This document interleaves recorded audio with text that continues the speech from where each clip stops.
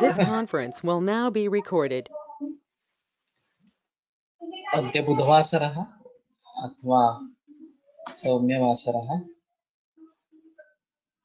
भाद्रपद शुद्ध एकादशी सा भाद्रपद शुद्ध प्रतिपदा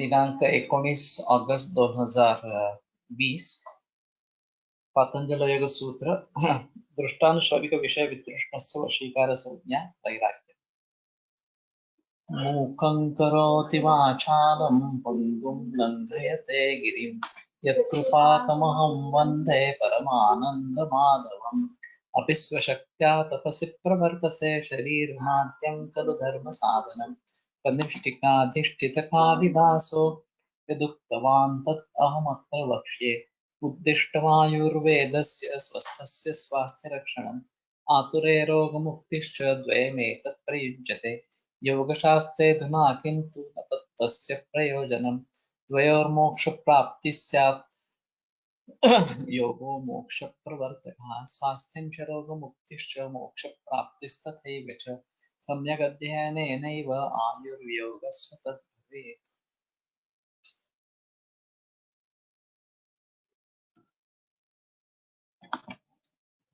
प्रथमोऽध्यायः समाधिपादः अथ योगानुशासनम् योगश्चित्तवृत्तिनिरोधः तदा द्रष्टुस्वरूपेऽवस्थानं वृत्तिसारूप्यमितरत्र वृत्तयः पञ्चतयः क्लिष्टाः प्रमाणविपर्ये विकल्पनिद्रास्मृतयः प्रत्यक्षानुमानागमाः प्रमाणानि विपर्यो मिथ्याज्ञानम् अतद्रूपप्रतिष्ठं शब्दज्ञानानुपाति वस्तुशून्यो विकल्पः अभावप्रत्ययालम्बना वृत्तिर्निद्रा अनुभूतविषया सम्प्रमोषः स्मृतिः अभ्यासवैराग्याभ्यां तन्निरोधः तत्र स्थितौ यत्नोऽभ्यासः स तु दीर्घकालनैरन्तर्यसत्कारासेवितो दृढभूमिः दृष्टानुश्रविकविषयवितृष्णस्य वशीकारसंज्ञा वैराग्यं तत्परं पुरुषख्यातिर्गुणवैतृष्ण्यम् वितर्कविचारानन्दास्मितारूपानुगमात् सम्प्रज्ञातः विरामप्रत्याभ्यासपूर्वः संस्कारशेषोऽन्यः भवः प्रत्ययो विदेह प्रकृतिलयानां श्रद्धा वीर्यस्मृति प्रज्ञा पूर्वक इतरेषां तीव्रसंवेगानाम् आसन्नः मृदुमध्यादिमात्रत्वात् ततोऽपि विशेषः ईश्वरप्रणिधानाद्वा क्लेशकर्मविपाकाशयैरपरां पृष्ठपुरुषविशेष ईश्वरः तत्र निरतिशयं सार्वज्ञबीजं स पूर्वेषामपि गुरुकालेनानवच्छेदात् तस्य वाचकः प्रणवः तज्जपस्तदर्थभावनं ततः प्रत्यक्केतनादिगमोऽप्यन्तरायाभावश्च व्याधिस्त्यानसंशयप्रमादालस्याविरतिभ्रान्तिदर्शनाल्लब्धभूमिकत्वानुभूमिकत्वानुवस्थितत्वानि चित्तविक्षेपास्ते अन्तरायाः दुःखदौर्मनस्याङ्गमे जयत्वश्वासप्रश्वासविक्षेपसहभवः तत्प्रतिषेधार्थम् एकतत्त्वाभ्यासः मैत्रीकरुणामुदितोपेक्षाणां सुखदुःखपुण्यापुण्यविषयाणां भावनातश्चित्तप्रसादनं प्रच्छर्दनविधारणाभ्यां वा प्राणस्य विषयगति वा प्रवृत्तिरुत्पन्ना मनसस्थितिनिबन्धिनी विशोका वा ज्योतिष्मती वीतरागविषयं वा चित्तं स्वप्ननिद्राज्ञानालम्बनं वा यथाभिमतध्यानाद्वा परममहत्त्वान्तोऽस्य वशीकारः क्षीणवृत्तेरभिजातस्यैव मणेर्गृहीतृग्रहणग्राह्येषु तत्स्तु ततञ्जनता समापत्तिः तत्र शब्दार्थज्ञानविकल्पैः संकीर्णा सवितर्का समापत्तिः स्मृतिपरिशुद्धौ स्वरूपशून्येवार्थमात्रनिर्भासा निर्वितर्का एत एव सविचारा निर्विचारा च सूक्ष्मविषया व्याख्याता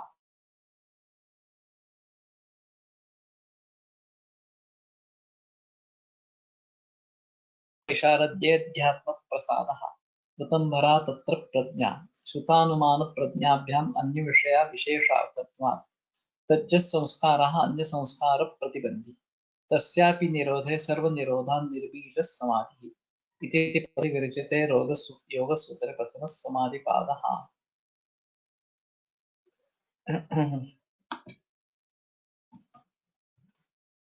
दृष्टानुश्रविकविषयवितृष्णस्य वशीकारसंज्ञा वैराग्यम्।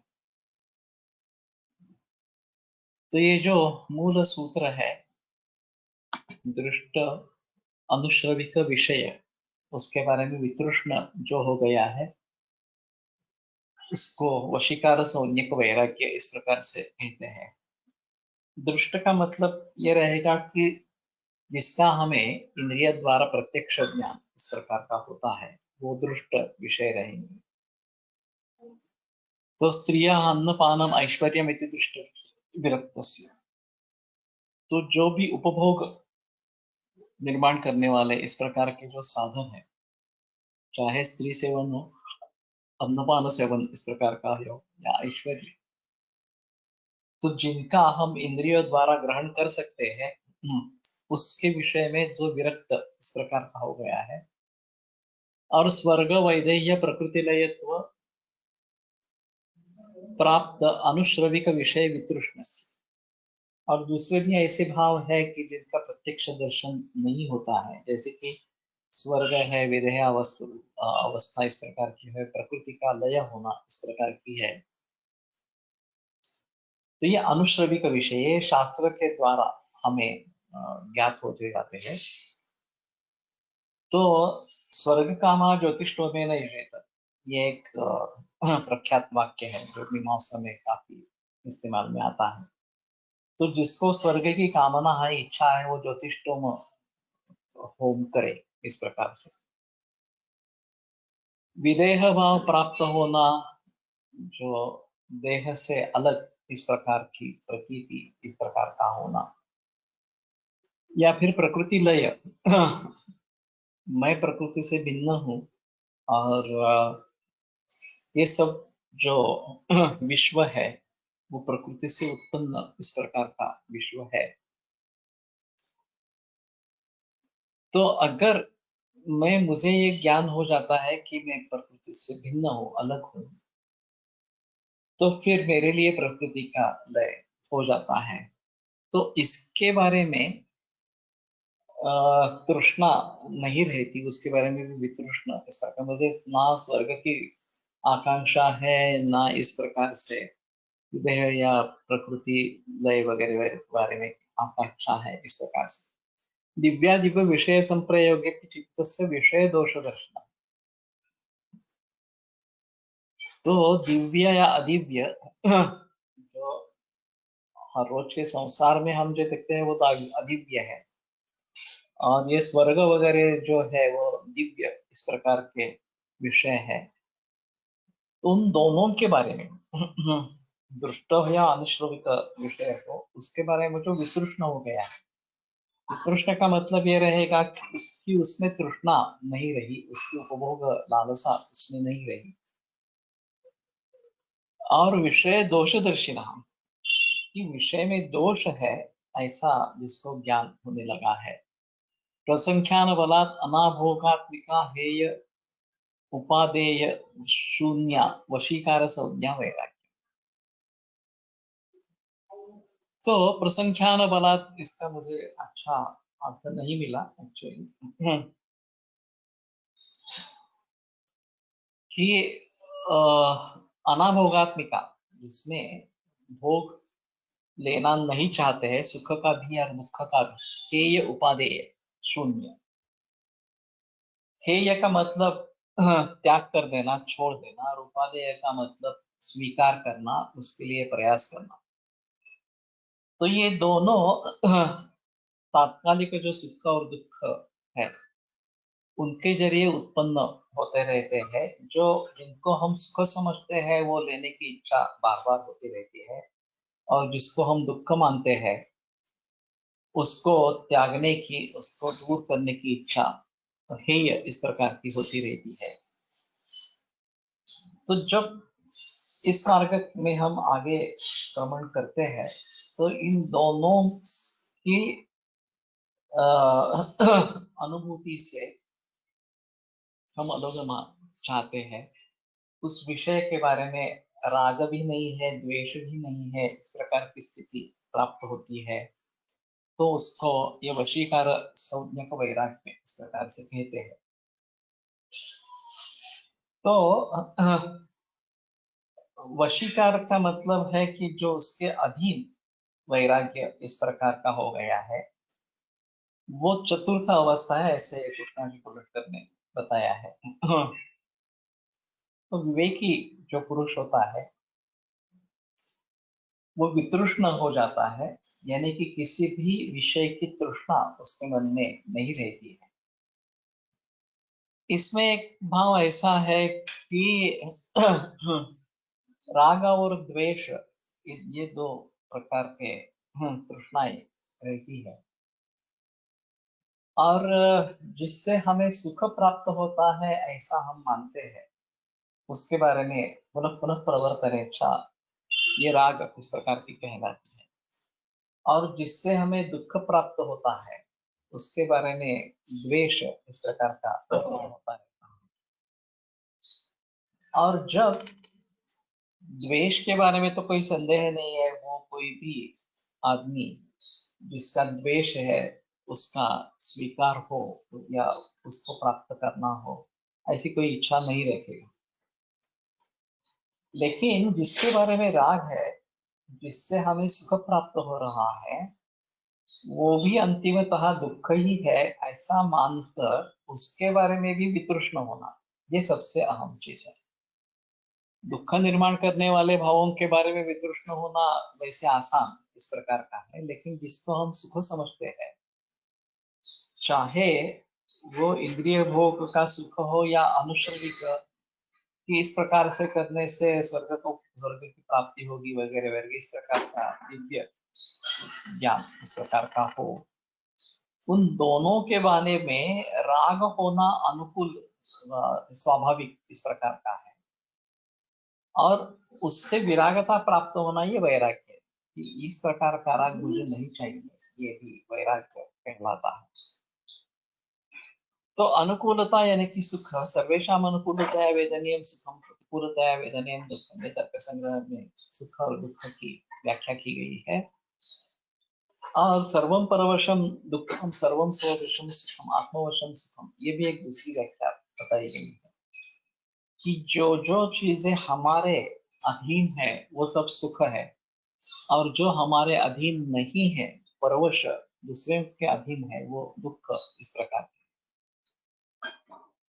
तो कृष्णा कोलटकर का ये कहना है कि जिस स्थूल शरीर में आत्मा रहता है उसकी रक्षा हो, उसका नाश न हो, इसलिए ये निसर्ग प्रदत्त संवेदना ये है, राग और द्वेष ये दोनों है।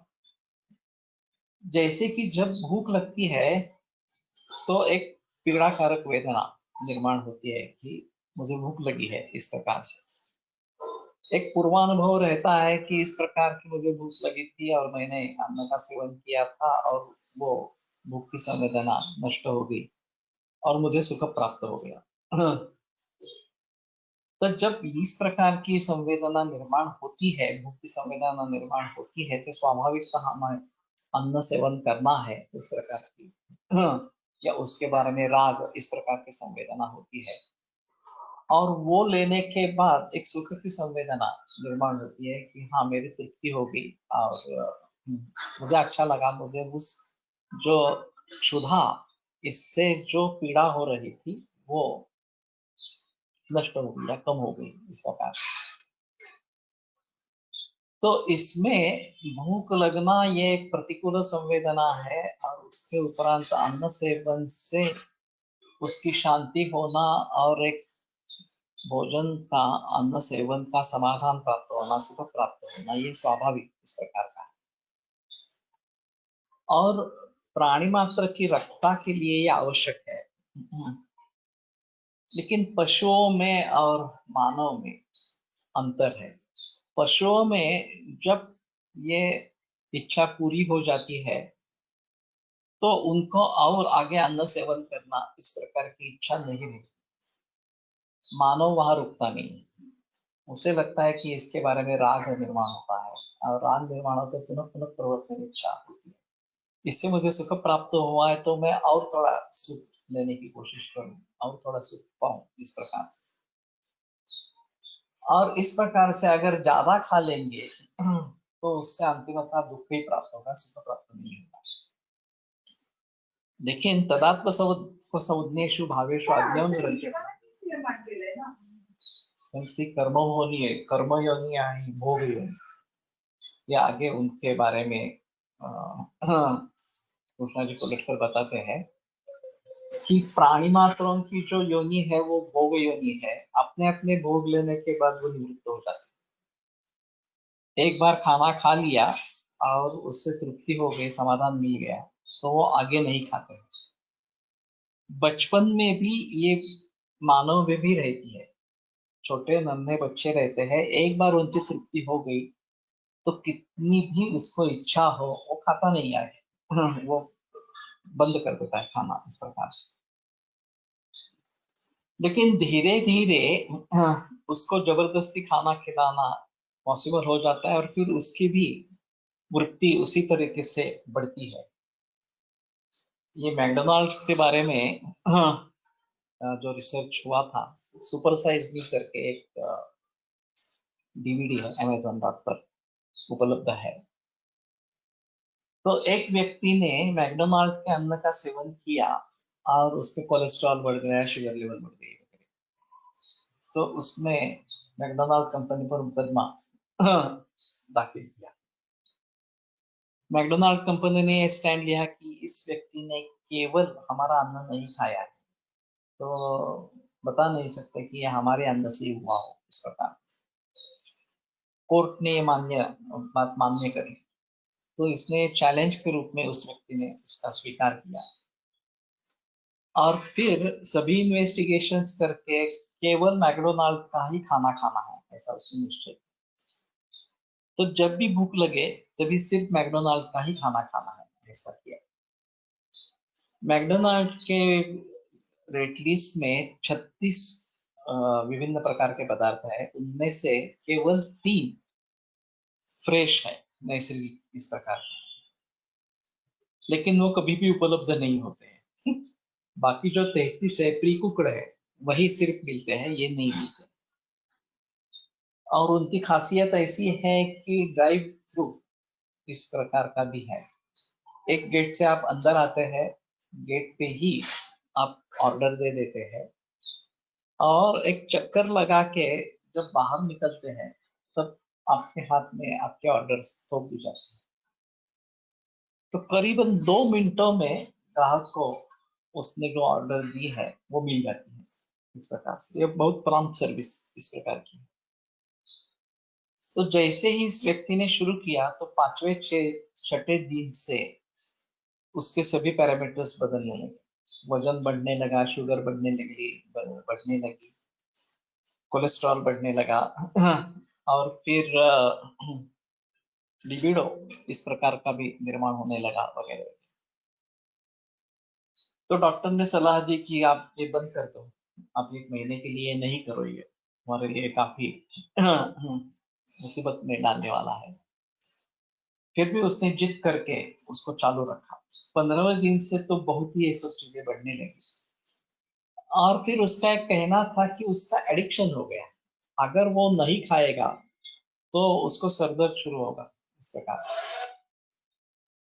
तो इसमें कुछ एडिटिव ऐसा भी है कि जो पुनः पुनः प्रवर्तन इच्छा उसके बारे में करता है। तो इसमें तो ये केमिकली किया गया है, मैकडोनाल्ड में ये केमिकली किया गया है। जो भी प्रोसेसेस उन्होंने इस्तेमाल की है या जो भी पदार्थ उसमें डाले गए हैं, उससे इस प्रकार का एडिक्शन उसका हो जाता है। लेकिन यही सिलसिला सर्वसामान्य रूप से अन्य विषयों के बारे में भी होता जाता है कि पुनः पुनः प्रवर्तन इच्छा होती रहती है। मुझे बहुत अच्छा लगा, मैं और करूं, इस प्रकार की उपभोग लालसा या तृष्णा ये बढ़ती जाती है। इस प्रकार से चरका ने भी इसके बारे में जिक्र किया है कि उपधानी परो हेतु दुख दुखाश्रय प्रदा त्याग सर्वोपधानांच सर्व दुख व्यपो का। दुख और दुखाश्रय शरीर को प्राप्त करके देने वाला उपधा, ये सबसे अहम हेतु है। यह तो तृष्णा है, उपभोग लालसा, ये जो है वो त्याग सर्वोपधानांच सर्व दुख व्यपो का। सभी उपधाओं का त्याग ये सर्व दुखों को दूर करने वाला इस प्रकार का। कोशकारो यथा अंशम उपादत्ते वदत् प्रधान उपादत्ते तथा दिव्य तृष्णा मध्य सदा। जैसे कि एक कोशाकार रेशम का जो कीटक है, वो अपने ही शरीर से तंतु निकालता है और उसमें अपने को ही बद्ध कर लेता है, और वही अंत में उसके नाश के लिए कारण इस प्रकार का हो जाता है। उसी प्रकार से अर्थों से तृष्णा बढ़ाता जाता है आदमी जो है वो। तो पशुओं की उपभोग लालसा जो है वो तृप्ति होने के बाद बंद हो जाती है, और ऐसे अनेक योनि में जन्म लेने के बाद 84 लाख इस प्रकार की योनि बताई गई है, फिर मनुष्य जन्म प्राप्त होता है, ऐसा इनका कहना है। तो ये कर्म योनि है। इनका पुरक्कर जी का कहना है कि ये कर्म योनि है, मनुष्य जन्म ये कर्म योनि है। तो उसमें उसमें विचार का स्वातंत्र्य है, उसमें क्या हो रहा है इसके बारे में सोचने का इस प्रकार का स्वातंत्र्य है, या उस प्रकार की क्षमता मानव जन्म में है। तो वो सोचने लगता है कि क्यों हो रहा है इस प्रकार से, जिसको मैं पुढे काय झालं ते ऐकायला नाही। मॅकडोनल्ड से पुढे काय झालं, एक्चुअली हुआ ऐसे कि एक महीने के बाद उससे काफी पैरामीटर्स बदल गए सभी। तब तक मैकडोनाल्ड्स ने पार्लियामेंट में ठराव इस प्रकार का पारित कर लिया कि उसके ऊपर कोई मुकदमा नहीं चला। अब ये तो बिग जायंट है मैकडोनाल्ड से, तो ये कर सके राजकीय इस प्रकार का दबाव डाल के उनके ऊपर कोई मुकदमा नहीं चला सके, इस प्रकार का उन्होंने पार्लियामेंट में पास किया, रेजोल्यूशन पास किया। तो फिर इस व्यक्ति ने ये डीवीडी बनाई और उसका प्रचार प्रसार वो पूरे देशों में करता रहा। उसको मूल रूप में परत वापिस आने के लिए 3 बरस लगे। 1 महीने का परिणाम जो हुआ था मैकडोनाल्ड्स का, उससे फिर से पहली वाली स्थिति को प्राप्त करने के लिए उसको 3 बरस लगे। तो इसने ये सिद्ध कर दिया कि ये ठीक नहीं है, जंक फूड फास्ट फूड ही है, उसकी एडिक्शन हो जाती है और ये सेहत के लिए बिल्कुल बेकार इस प्रकार का है। तो ये Amazon.com पर उपलब्ध है ये डीवीडी, आप जरूर परचेस कर सकते हैं, देख सकते हैं। मैंने देखी है पूरी डीवीडी लेकिन देख सकते हैं। तो कहने का मतलब है कि जब मानव जन्म में हम आ जाते हैं तो उसके बारे में सोच सकते हैं, जिस प्रकार उस व्यक्ति ने सोचा उस प्रकार से हम उसके बारे में सोच सकते हैं कि मुझे इससे सुख प्राप्त हो रहा है, क्या ये वास्तव में सुख है या नहीं। अगर परिणामतः जो उसमें से रोग निर्माण होंगे, उसमें से रोग रूपी दुख होगा, तो ये वास्तव में सुख नहीं है। लेकिन इस प्रकार का विराग प्राप्त होना, जो पुनः पुनः प्रवर्तन इच्छा जो राग है, उससे दूर होकर उसमें वैराग्य निर्माण होना, वैराग्यता प्राप्त होना, ये एक अहम चीज है। और ये तो दृष्ट विषय इस प्रकार की है कि बहुत सारे लोगों को इस प्रकार का खाना खाएंगे तो तात्कालिक तृप्ति होगी, आनंद होगा वगैरह वगैरह इस प्रकार से, और फिर बार बार वो लेने की इच्छा इस प्रकार से रहेगी। अभी बच्चों में मैगडी पार्टी बहुत कॉमन हो गई है, भारत में भी हो गई है। और खास करके जो कॉर्पोरेट स्कूल्स या बड़ी बड़ी स्कूल्स है, पब्लिक स्कूल्स जिसको कहते हैं, रेजिडेंशियल स्कूल वगैरह इस प्रकार से, उसमें ज्यादातर छात्र जो है उनके माता पिता बड़े श्रीमान इस प्रकार के होते हैं, और बर्थडे पार्टी मैगडी पार्टी होती है, ये काफी जगह देखा गया है। तो एक ने दी उसकी, उसके बारे में रुचि निर्माण हो गई, दूसरा भी सोचेगा मैं भी वही करूंगा, मुझे बहुत संतोष आया आया था उस समय में, तो जब मेरा बर्थडे होगा तो मैं भी वही करूंगा वगैरह इस प्रकार से। तो इसमें पुनः पुनः प्रवर्तन इच्छा इस प्रकार की जारी रहती है और वो अंतिमतः दुख का कारण बनती है। तो जब मानव योनि में आ जाते हैं, तो वो भोग योनि छोड़कर कर्म योनि में आ जाते हैं, ऐसा कृष्णा जी को लटकर का कहना है।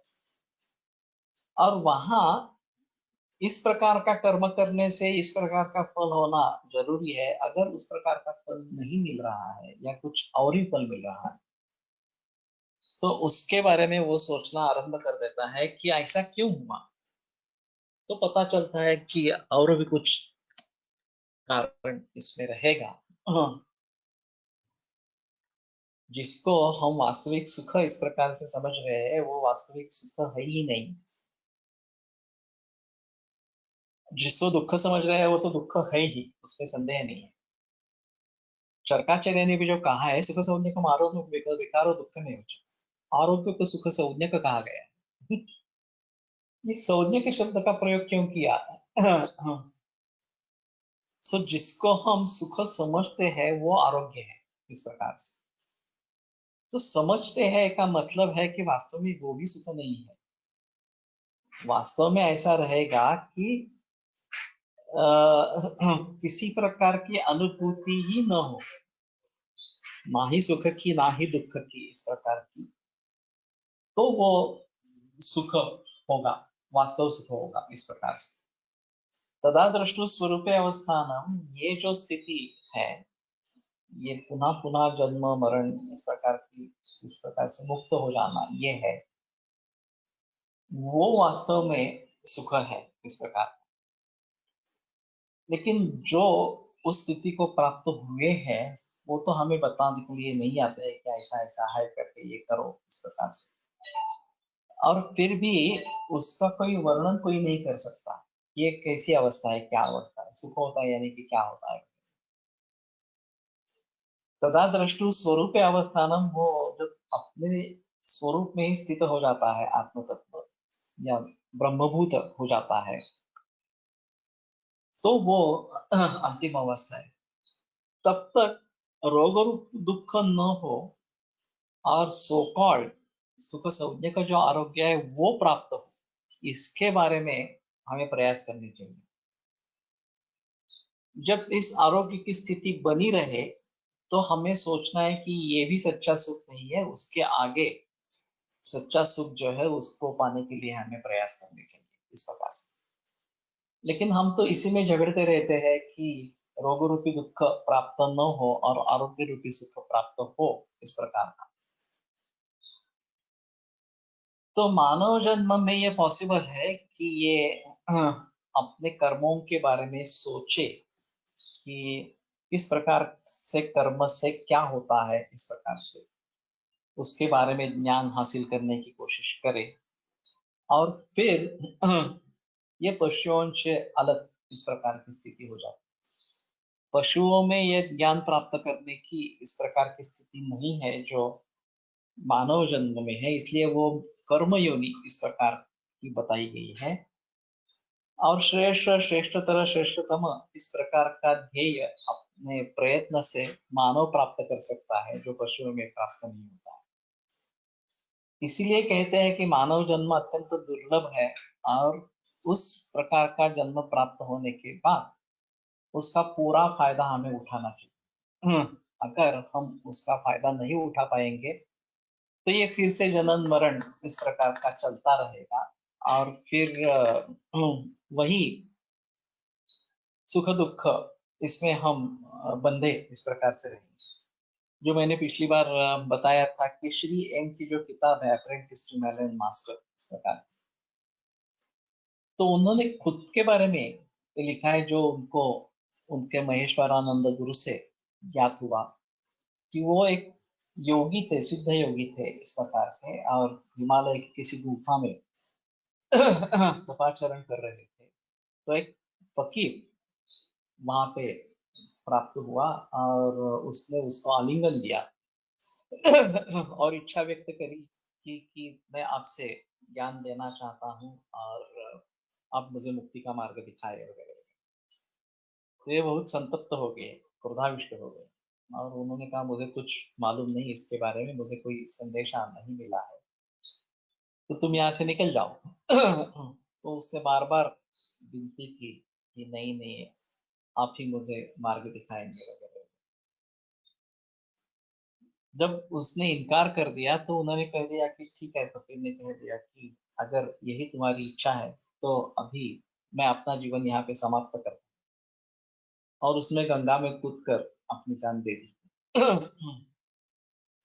फिर ये योगी भी स्नान करने के लिए निकला तो महेश्वरानंद वहां पे प्रकट हुए, और उन्होंने कहा ये तुमने क्या किया, ये बहुत बड़ी गलती की।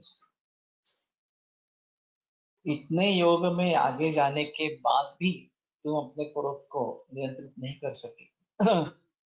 तो अभी तुम्हारे लिए भी इस जन्म में करने लायक कुछ नहीं है, तुम्हें फिर से जन्म लेना पड़ेगा, तो आगे तुम्हारी तरक्की होगी। और फिर उन्होंने बताया कि योग द्वारा प्राण त्याग करो, और फिर से तुम्हें जन्म लेना पड़ेगा। तो वो एम इस रूप से एक मुस्लिम फैमिली में उसका जन्म हुआ, और उनको पहले से ही इस प्रकार की अध्यात्म की बारे में संदेश मिलते रहे। और फिर 16वें 17वें बरस में उन्होंने घर छोड़ दिया और वो हिमालय में आए, और वो अपने गुरु को ढूंढ रहे थे, वो नहीं जब मिल पाए तब तो उन्होंने भी निश्चय कर लिया कि अभी इस जन्म को खत्म करते हैं और अगले जन्म में देखेंगे। तो जैसे ही वो कूदने वाले थे तो महेश्वरानंद जी ने उनको बुलाया, और फिर उनका इस जन्म का कार्य आरंभ हो गया इस प्रकार से। तो ये बड़ी अजीब समस्या है कि इस प्रकार का जनन मरण इस प्रकार का होता रहता है, और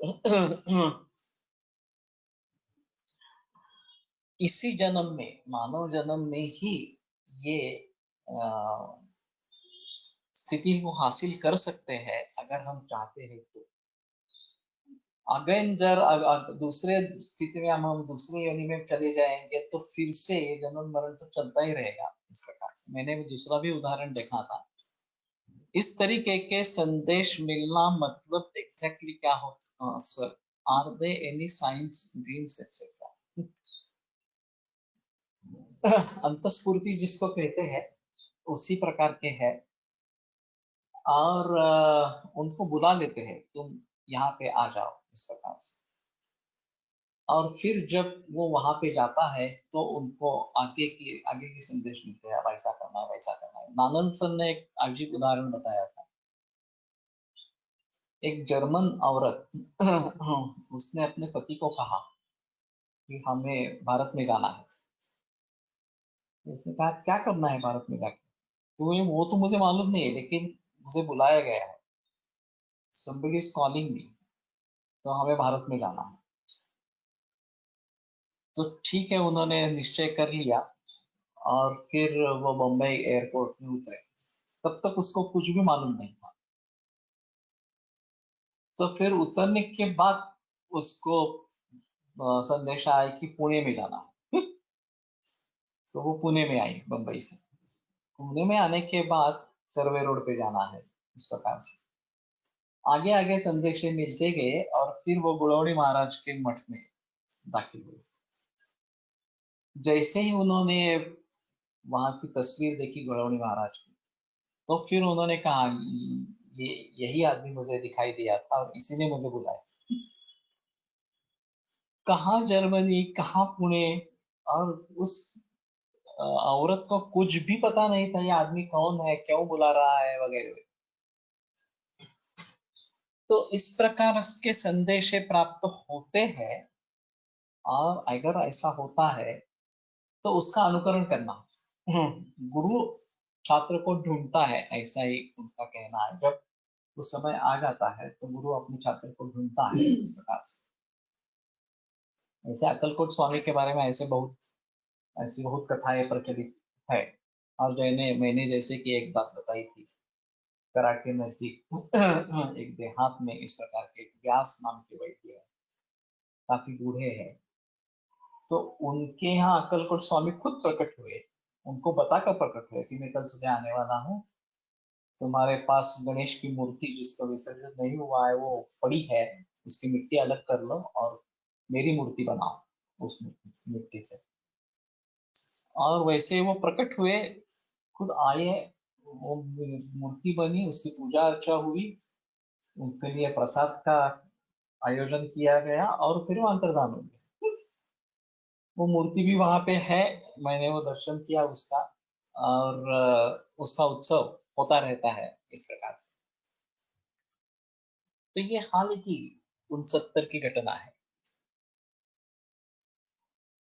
तो ये एक अलग चीज, इस प्रकार के मानव जन्म में इस प्रकार से भी हो सकता है, ऐसा थोड़ा सा। तो इन जो संवेदना है, तो सुख और दुखात्मक वृत्ति इस प्रकार की होती है। और सुख प्राप्त हो और दुख की प्राप्ति न हो। चरकाचार्य ने भी जो लिखा है कि लाभस्य लाभात अनिष्टस्य इष्टस्य अलाभ। अनिष्ट जो चीज है, जो नहीं चाहिए, उसका लाभ हो जाने पर, या लाभाच अनिष्टस्य, या अलाभात इष्टस्य, जिसकी हम इच्छा करते हैं उसका लाभ नहीं होता है, तो दुख प्राप्त हो जाता है इस प्रकार। और मानस विकार निर्माण होते रहते हैं इस प्रकार से। तो हमें ये स्वाभाविक संवेदना रहती है कि जिससे हमें दुख प्राप्त हो रहा है वो हेय इस प्रकार के है, और जिससे हमें सुख प्राप्त हो रहा है वो उपादेय इस प्रकार के। तो ये जो राग और द्वेष, ये जो द्वंद्व है, उसमें इदम में स्यात्, अगर अनुकूल वेदनीय इस प्रकार का है तो ये मुझे चाहिए, और अगर प्रतिकूल इस प्रकार का है तो हेय, उपादेय और हेय इस प्रकार की वृत्ति रहती है। लेकिन इसके मूल में अविद्या है। जो हम समझते हैं कि इस प्रकार के इंद्रिय के द्वारा मुझे सुख प्राप्त होता है, ये वास्तव में अगर बाह्य विषय है ही नहीं, सृष्टि जो उत्पन्न हुई है ऐसा हमें प्रतीत लग होता है, वो सृष्टि वास्तव में निर्माण हुई ही नहीं है। तो ये अविद्या के कारण इस प्रकार का हमें ज्ञान होता रहता है। अज्ञान है वास्तव में, लेकिन वो हमें ज्ञान जैसा इस प्रकार का लगता है। और फिर उसी में हमारी पुनः पुनः प्रवर्तन इच्छा इस प्रकार की होती है, और जिससे मुझे दुख प्राप्त हो रहा हो उससे दूर जाने के लिए मेरी प्रवृत्ति होती है। तो इन्होंने कुछ मुद्दे इसके बारे में बताए। इंद्रियांचा विषयाशी होणारा संयोग अनुकूल संवेदनीय म्हणून सुखात्मक अथवा प्रतिकूल संवेदना दुखात्मक असं निसर्गात असतं। तो दो प्रकार के संवेदनाएं होती है, एक अनुकूल संवेदनीय और सुख, और प्रतिकूल वेदनीय दुख। ये अनुकूल और प्रतिकूल संवेदनीय अनुकूल विषयों के ग्रहण, प्रतिकूल विषयों का त्याग करके उस व्यक्ति का या समाज का रक्षण करता है। इसके लिए वो आवश्यक है, समाज धारण के लिए, व्यक्ति के रक्षण के लिए वो आवश्यक इस प्रकार का है। मनुष्य के यहाँ विचार शक्ति और आचार स्वातंत्र दोनों होने के कारण केवल व्यक्ति और जाति इनकी रक्षा इतना ही न देखते हुए अनुकूल वेदनीय सुख ज्यादा मिले और प्रतिकूल वेदनीय दुख जो है वो कम से कम हो जाए, इसके लिए वो प्रयास करता रहता है। तो सुख और सुख साधन इनके बारे में राग, और दुख साधन के बारे में द्वेष, ये क्लेश निर्माण होते हैं, ऐसा उनका कहना है। तो इसमें ये मुझे चाहिए और ये मुझे नहीं चाहिए, ये दोनों ही इच्छा ही है। और इच्छा का मतलब काम इस प्रकार का है, और राग द्वेष ये दोनों काम मूलक है। राग तो काम मूलक है, उसमें कोई संदेह ही नहीं है, लेकिन द्वेष भी काम मूलक इस प्रकार का है। दृश्य जाते असत जड़ दुखात्मक, और दृष्टा सच्चिदानंद घन इस प्रकार का। वास्तव में हम जिसको सुख समझ रहे हैं वो सुख है ही नहीं, वो विषय ही अस्तित्व में नहीं है, ऐसा इनका कहना है। तो अविद्या के जरिए हमें लगता है कि ये विश्व है. ज्ञानेश्वरी में भी कहा गया है, आगाजे विश्व झालेचे नाही, त्याची वार्ता काय पुरुषाची. जो निर्माण ही नहीं हुआ है उसके बारे में तुम क्या बात कर रहे हो इस प्रकार से. तो इस प्रकार के जो मुक्त योगी हो, उनके लिए ये है ही नहीं, वास्तव में विषय है ही नहीं.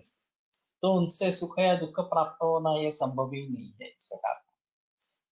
तो ये अविद्या के कारण हमें लगता है कि इसमें मुझे सुख प्राप्त हो रहा है, इससे मुझे दुख इस प्रकार का प्राप्त हो रहा है. और फिर वो देह के द्वारा जो सुख और दुख, ये जो भोग है, उसमें सुख लेने के लिए और दुख टालने के लिए वो प्रयास करता रहता है. ऐसा कर्म के इष्ट अनिष्ट और मिश्र इस प्रकार के होने के कारण उस कर्म के अनुसार उसको विभिन्न योनि में जन्म लेना पड़ता है. और अविद्या, काम और कर्म, इन तीनों पर जनन मरण रूप संस्कार भ्रमण चालू रहता है. तो फेऱ्यामागे चाले फेरा पाणी गुंतला संसारा, ये मराठी में काव्य है. तो उसी प्रकार से अविद्या मूलक जो प्रकार, इस प्रकार का जो कर्म होगा, उसके कारण फिर से हमें काम निर्माण होगा कि ये नहीं चाहिए, ये होना चाहिए. चाहे सुख हो तो बार बार होना चाहिए, दुख है तो नहीं होना चाहिए, इस प्रकार के. और फिर उसके अनुसार कर्म होता रहता है और कर्म के अनुसार फिर से जन्म प्राप्त होता रहता है और ये स्थिति चलती रहती है. ये इस प्रकार का रहेगा. तो जैसे कि मैंने एक उदाहरण पिछले बार भी दिया था कि ऐसे ही मुक्त योगी थे और उन्होंने शिष्यों को बताया था कि मेरी मृत्यु के बाद मेरी मुक्ति होने वाली है, तो आपको एक स्वर्गीय संगीत सुनने को मिलेगा.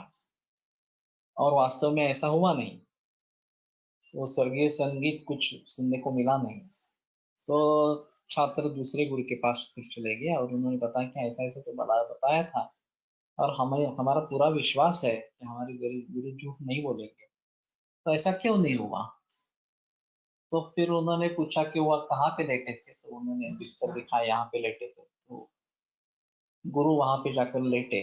बगल में एक खिड़की थी, खिड़की से बाहर एक बेर का पेड़ था, उसमें एक बेर लगा था. तो उन्होंने कहा ठीक है चलो बाहर जाते हैं और उस बेर की तरफ पहुंचे. फिर उन्होंने कहा बेर निकालो और उसको ओपन करो. तो इसमें एक अड़ी या लार्वा इस प्रकार की थी. तो फिर उन्होंने कहा कि अब इसको खत्म करो. तो उसको खत्म करने के बाद वो स्वर्गीय संगीत सुनने को मिला. फिर छात्रों ने पूछा कि ये क्या है, आपने क्या किया. तो बोले कि वो सचमुच ही मुक्त योगी थे, लेकिन अंतिमति ही सागति, अंतिम क्षण में उनको बदर खाने की इच्छा हुई और इसलिए तुरंत इस जो ये लार्वा है उसका जन्म प्राप्त हुआ. अब इसमें तो ये कर्म वगैरह इस प्रकार का नहीं रहेगा. वो जो कर्म करना चाहिए था वो उन्होंने कर लिया, उसने वो बदर खा लिया. आगे फिर से वो इस प्रकार के संसार में अटक न जाए, इसलिए मैंने कहा कि उसको नष्ट कर दो इस प्रकार से. तो वैसे जैसे नष्ट किया तो उनकी मुक्ति हो गई. तो वो स्वर्गीय संगीत सुनने को मिला इस प्रकार से. तो हमारी स्थिति ऐसी होनी चाहिए, मानसिक स्थिति ऐसी होनी चाहिए कि मुझे कुछ भी नहीं चाहिए, कोई भी इच्छा आकांक्षा नहीं रही है इस प्रकार से. तो उसके अनुसार गति प्राप्त होना ये नहीं होगा. तो मुक्ति की भी एक इच्छा रहेगी, लेकिन अंततः उसका भी शायद त्याग हो जाएगा कि अभी मुझे मुक्ति चाहिए, ये भी विचार नहीं रहेगा. तो इस प्रकार की अवस्था को प्राप्त करना ये एक अहम चीज है. वहां तक जाने के लिए मुक्ति की इच्छा जरूरी है, लेकिन जब उस अवस्था को पहुंचेंगे तो स्वरूप में जाना इतना ही बाकी रहेगा, इतना ही शेष रहेगा. वो हो जाएगा, बस मामला खत्म हो गया इस प्रकार से. तो उस प्रकार से अविद्या, काम और कर्म, ये त्रयी जो है उसके आधार पर ये जन्म मरण इस प्रकार की बातें चलती रहती है। तो जैसे जैसे बुद्धि प्रगल्भ होती जाएगी तो वैयक्तिक जीवन का लोभ होने लगेगा और सामाजिक स्वरूप उसको प्राप्त होगा, और उसमें सुख दुख की संकल्पना में मानसिक यथा बुद्धिग्राह्य इस प्रकार के सुख दुख होने लगते हैं। तो इंद्रिय सुख से परे वो जाने लगता है, और इंद्रिय सुख या जो स्वर्ग वगैरह प्राप्ति के लिए ज्योतिषों का आयोजन करे वगैरह वगैरह इस प्रकार की जो अपेक्षाएं रहती है, उन दोनों से वो आगे निकल जाता है, इन दोनों के बारे में वैराग्य उसको प्राप्त होने लगता है, ऐसा। तो इनका कहना है कि अभी भोगापवर्गार्थता इस प्रकार की स्थिति होती है। ये अपवर्ग यानी कि मोक्ष इस प्रकार का। तो भोगार्थ वर्गता से अपवर्ग अर्थता इस प्रकार की शुरू होती है, और मुझे मुक्ति मिलनी चाहिए या ये इच्छा प्रबल होनी इस प्रकार से लगती है। तो सत्वरजस तमस की जो त्रिगुण में शक्ति है उसको भोगापवर्गार्थता इस प्रकार का नाम दिया गया है। इंद्रियजन्य अथवा मनोमय दुख दुख इनका भोग होना ये त्रिगुणों की भोगार्थता है, और इस प्रकार के सुख कितने भी प्राप्त हुए तो भी शांति नहीं मिलती है, और दुख कितनी बार भी हमने उसको दूर करने का प्रयास किया तो भी उसकी अत्यंतिक निवृत्ति नहीं होती है। तो फिर हमारी कुछ भूल हो रही है, ये हमें उसकी शंका निर्माण होती है। और सुख यानी कि क्या है और दुख यानी कि क्या है, इसके बारे में विचार शुरू होता है। गर्भिणी अवस्थेत आई नक्की कोणत्या स्वरूप असते? बताना मुश्किल है, तुम किस दृष्टि से एक सवाल पूछ रही हो।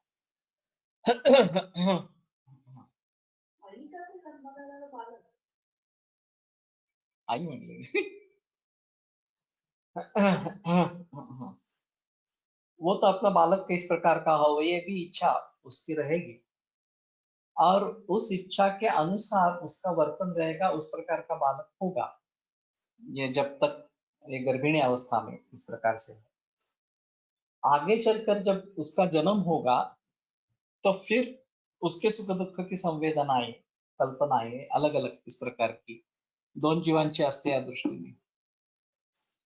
लेकिन ये जो गर्भ के द्वारा उत्पन्न होने वाले जो दौर्द है, और इसलिए उसको द्विहृदया कहते हैं, वो दोनों की इच्छाएं उसमें रहती है, खास करके उस बच्चे की इच्छाएं रहती है, गर्भ की इच्छाएं रहती है, और उसकी आपूर्ति करना जरूरी जरूरी है। ऐसा हमारे यहाँ लिखा गया है। तो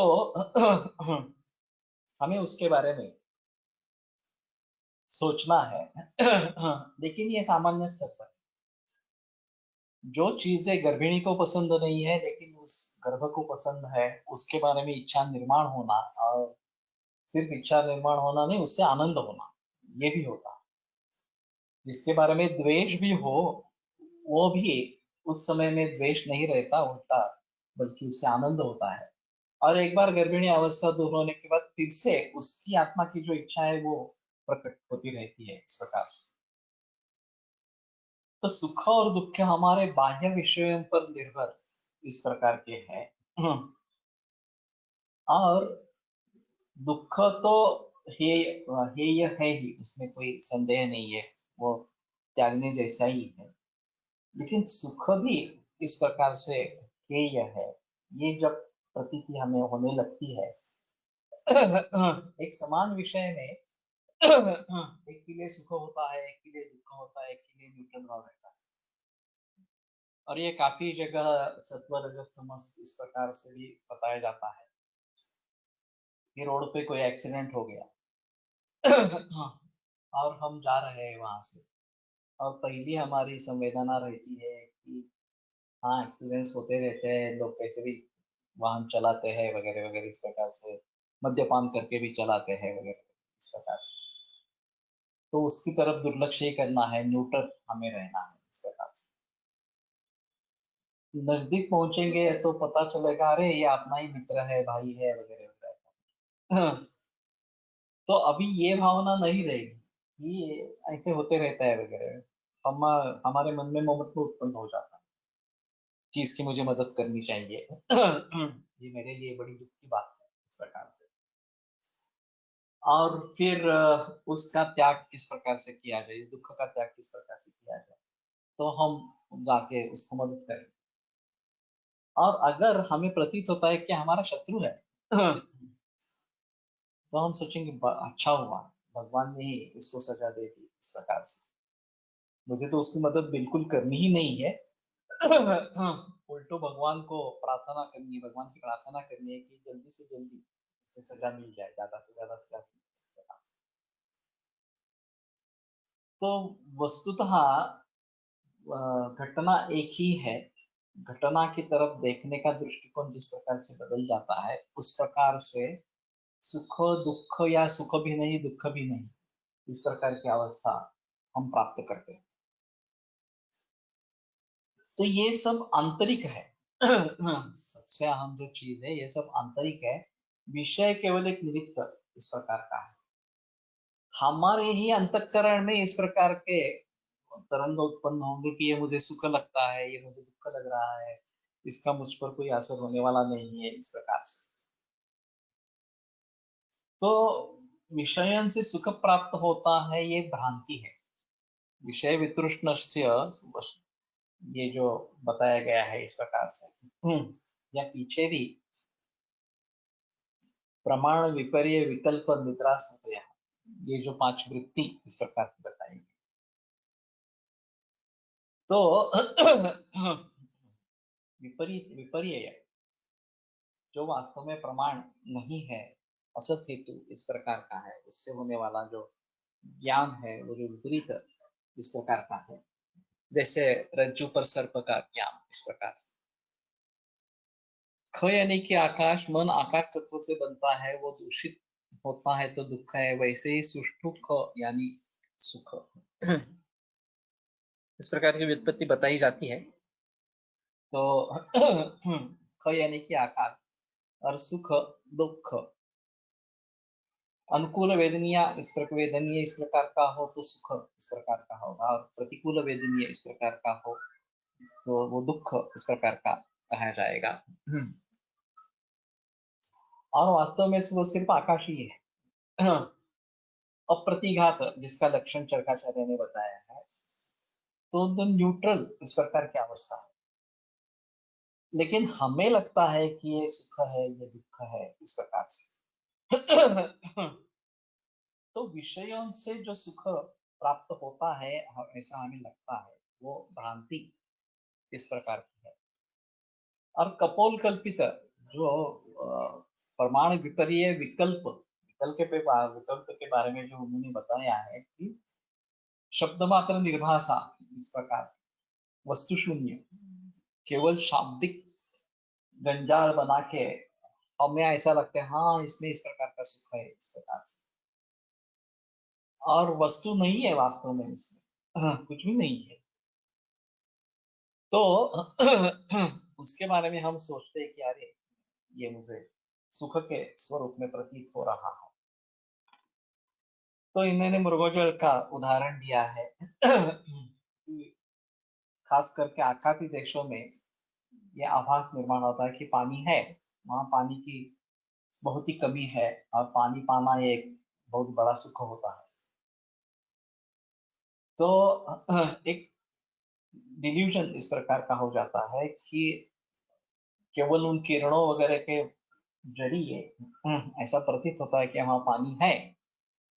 फिर वहां जाते देखते हैं तो तब लगता है कि यहाँ नहीं है, आगे है, और आगे और आगे है, ऐसे करके वो चलते चलते चलते जाता ही रहता है, पानी कभी भी मिल जाता है।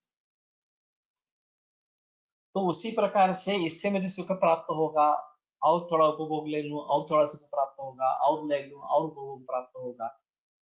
न जातु काम कामानाम उपभोगेन शांति, एक जो गीता का वचन है कि उपभोग से कभी भी काम शांत नहीं होता। उसी प्रकार ये सुख के पीछे दौड़ते रहेंगे तो सुख हासिल नहीं होगा। अंततः समझेंगे ये दुख ही है, ये सुख जिसको हम समझ रहे थे वो अंततः दुख ही है। तो जो वैसे ही दुख रूप है जिससे हमें दुख प्राप्त हो रहा है वो भी दुख है, और जिससे हमें सुख की भ्रांति हो रही है, सुख है ऐसा लग रहा है, वो भी वास्तव में दुख ही है। और इसके परे जाना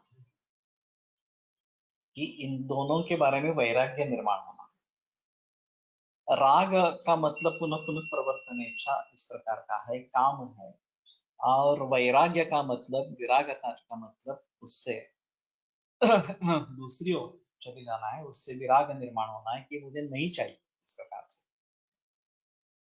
तो ये वैराग्य इस प्रकार से अगर प्राप्त होगा तो चित्त वृत्तियों का निरोध, अभ्यास वैराग्याभ्यंतर निरोध, ये मूल सूत्र है कि चित्त वृत्तियों का निरोध अभ्यास और वैराग्य से होगा। और ये वैराग्य क्या चीज है कि विरागता निर्माण होना, इच्छा के बारे में, काम के बारे में विराग इस प्रकार की स्थिति प्राप्त होना। और वो कैसे होगी? तो जब हम समझेंगे कि जिसको हम सुख समझते हैं वो वास्तव में सुख नहीं है, तो उससे भी विराग निर्माण हो जाएगा कि नहीं मुझे चाहिए, इंद्रियों का जो सुख है वो मुझे नहीं चाहिए इस प्रकार से। तो वैराग इस प्रकार का प्राप्त हो जाएगा। और वैसे दुख के बारे में तो विराग होता ही है, ये मुझे नहीं चाहिए, ये तो वो स्थिति रहती ही है, उसके बारे में है ही है, इस प्रकार की वृत्ति होती है। लेकिन अविद्या के जरिए ये हम इन विषयों में सुख ढूंढने लगते हैं, उसमें सुख का आस्वाद लेते रहते हैं। और फिर जब अविद्या का नाश होता है, हम समझ पाते हैं कि ये सही नहीं है, तो सच्चा सुख क्या है इसके बारे में हमें ज्ञान होने लगता है इस प्रकार से। और आत्मा सच्चिद आनंद स्वरूप है, उसमें हमें आनंद की अनुभूति इस प्रकार की रहेगी। आत्मस्थ मनस स्थिर है सशरीर योग ज्ञातम योगम ऋषि, चरकाचार्य का जो कहना है कि मन अगर आत्मा में स्थिर हो जाता है तो सशरीर से योग ज्ञातम योगम ऋषि, शरीर ही है वो, उसका शरीर है तो भी वो योग जानने वाला इस प्रकार का चरकाचार्य उनको बताते हैं, योगज्ञ लोग उनको इस प्रकार से बताते हैं। तो इस प्रकार का वैराग्य निर्माण होना ये एक अहम चीज इसमें है। अगले हफ्ते में ये उसके आगे जो यतमान समझने का वैराग्य वगैरह जो चार अवस्थाएं बताई है कृष्णा जी को उलट करके व्यतिरेक के समझने का वैराग्य वगैरह इस प्रकार के बारे में बात करेंगे। तो ये काफी गहन इस प्रकार का विषय है। और जितने उदाहरण हम देखेंगे उसमें ज्यादा हमें रस उत्पन्न होगा, हमें इच्छा इस प्रकार की होगी और हम वैराग्य की तरफ मार्ग कर पाएंगे। तो आज यहीं पे रुकते हैं और फिर अगले मंगलवार को फिर से मिलते हैं। योगेन चित्तस्य पदेन वाचां बलं शरीरस्य च वैद्यकेन योपाकरोत्तं प्रवरं मुनीनां पतञ्जलिं पाञ्जलिरानतोऽस्मि।